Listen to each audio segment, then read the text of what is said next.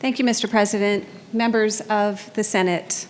I have the pleasure twice a morning now to provide my 22-year-old son a ride to school because he's now going to Georgia State University. And it's been great to just have that time in the car to be able to chat with each other about everyday things. So today I was telling him a little bit about what I was expecting to happen here in the Senate chamber.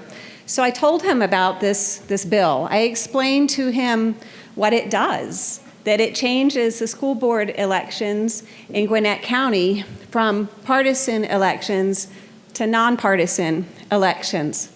Then I gave him a little bit of the history of Gwinnett County and that the school board has been primarily Republican for decades, and that there's been a recent change in that 3 of the members, the majority of the school board, has now become Democratic, and that it just so happens that those Democrats who are serving on the school board now are Black. So he understood the impact of making this change right now, at this particular time.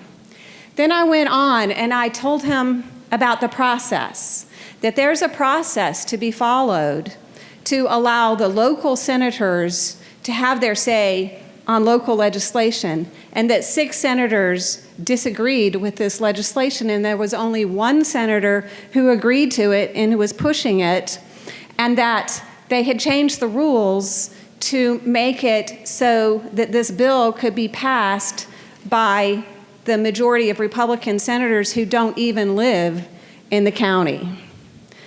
To which he and I agreed, this is exactly the reason why people don't like politicians. Now, I was raised in a Republican household. My mom was a Republican. She was a typical Midwestern, my parents were typical Midwestern Republicans. They were fiscal conservatives, and they believed strongly in local control. Now, I have heard a senator here in this chamber said that we Republicans were for local control, except for when we're not. That's a quote. This is why my mom's not a Republican anymore.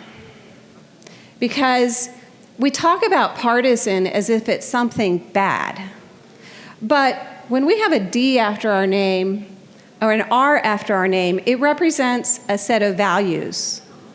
And my mom agreed with a certain set of values that were associated with the Republican Party.